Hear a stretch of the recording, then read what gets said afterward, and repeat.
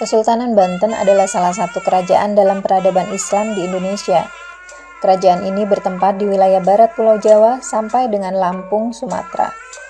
Kesultanan Banten berlangsung dari tahun 1526 sampai tahun 1813. Beberapa tokoh terkenal dari kerajaan ini ialah Maulana Hasanuddin dan Sultan Ageng Tirtayasa. Masa kejayaan Kesultanan Banten terjadi di masa kepemimpinan Sultan Ageng Tirtayasa.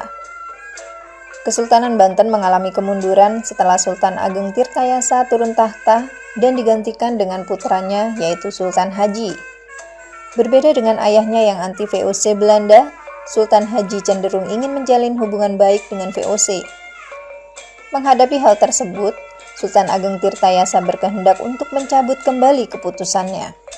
Konflik antara mereka berdua dimanfaatkan oleh VOC untuk memperluas pengaruhnya di daerah Banten melalui dukungannya terhadap Sultan Haji.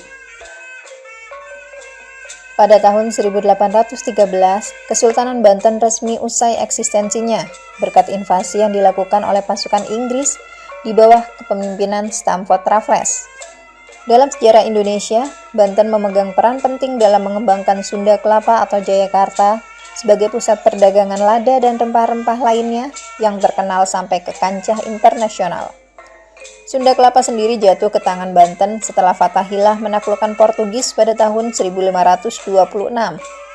Setelah perebutan Sunda Kelapa oleh Fatahillah tersebut, Kesultanan Banten didirikan oleh utusan dari Kesultanan Demak sebagai upaya penyebaran agama Islam sekaligus langkah dalam perluasan wilayah dan kekuasaan kerajaan. Kesultanan Mataram Islam adalah salah satu kesultanan dalam peradaban Islam di Indonesia yang menguasai hampir keseluruhan Pulau Jawa dan berpusat di daerah Yogyakarta. Kesultanan Mataram Islam berlangsung dari tahun 1586 sampai 1755. Beberapa tokoh terkenal dari kesultanan ini ialah Panembahan Senopati alias Sutawijaya serta Mas Penangsang alias Sultan Agung. Masa kejayaan Kesultanan Mataram Islam terjadi di masa kepemimpinan Sultan Agung. Kesultanan Mataram Islam mengalami kemunduran setelah wafatnya Sultan Agung.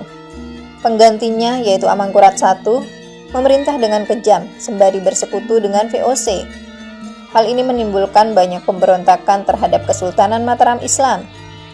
Pada tahun 1755, Perjanjian Giyanti ditandatangani dengan isi yakni terpecahnya wilayah Mataram Islam menjadi Kesultanan Ngayogyakarta dan Kasunanan Surakarta.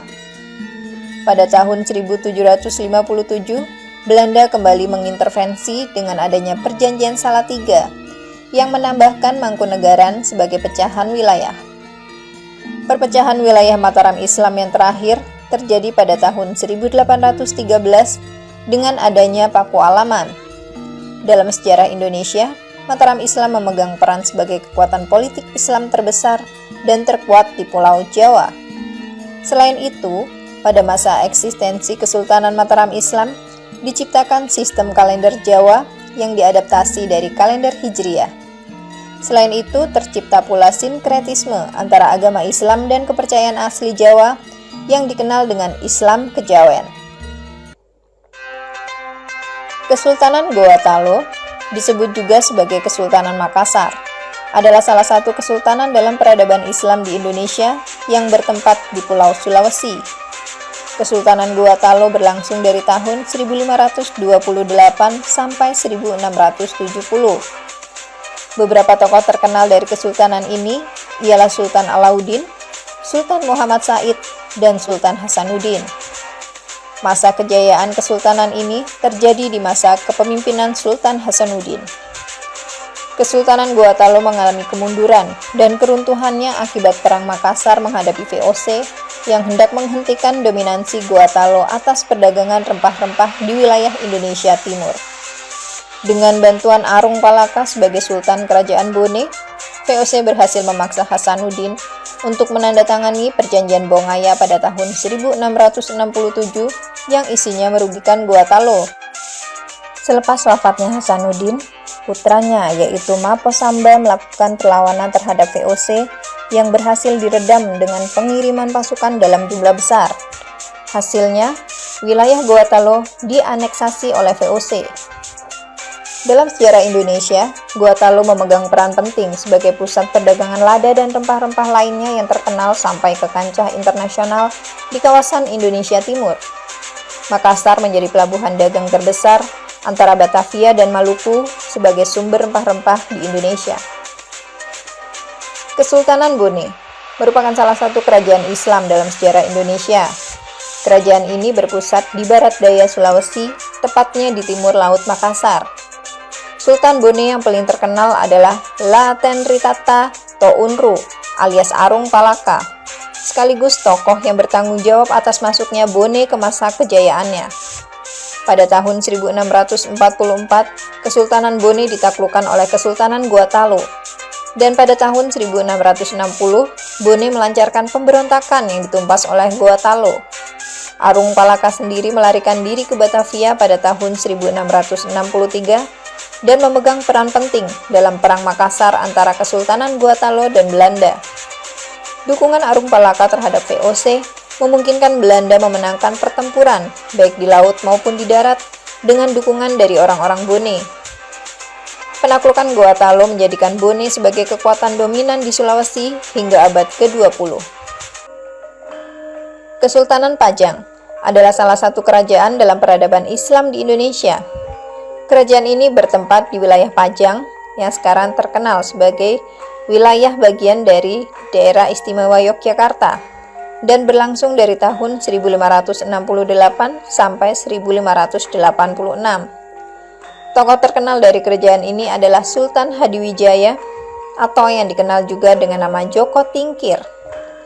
Ia adalah pendiri Kesultanan Pajang sekaligus orang yang memindahkan ibu kota Kesultanan Demak ke daerah Pajang setelah mengalahkan Aryo Penangsang. Kerajaan Pajang berakhir riwayatnya tepat setelah mangkatnya Joko Tingkir dengan terjadinya perang sipil antara Aryo Pangiri yang menjadi penerus tahta kerajaan dengan Pangeran Benowo, putra dari Joko Tingkir yang dibantu oleh Panembahan Senopati, yaitu pendiri Kesultanan Mataram Islam. Setelah berhasil mengalahkan Aryo Pangiri, Pangeran Benowo menundukkan dirinya kepada Panembahan Senopati, dan Panembahan Senopati pun memindahkan ibu kota ke daerah Mataram. Setelah abad ke-16, akibat adanya perkembangan teknologi navigasi dan perkapalan, serta tertutupnya akses bangsa Barat terhadap perdagangan rempah, akibat jatuhnya Mesir dan Konstantinopel ke tangan Turki Ottoman, mengakibatkan masuknya bangsa Barat, yakni Spanyol, Portugal, dan Belanda ke Indonesia. Awalnya bermaksud berdagang. Pada akhirnya bangsa Barat berupaya untuk menaklukkan kolonialisme, untuk menguasai sumber rempah dan menaklukkan kerajaan-kerajaan Islam di Indonesia.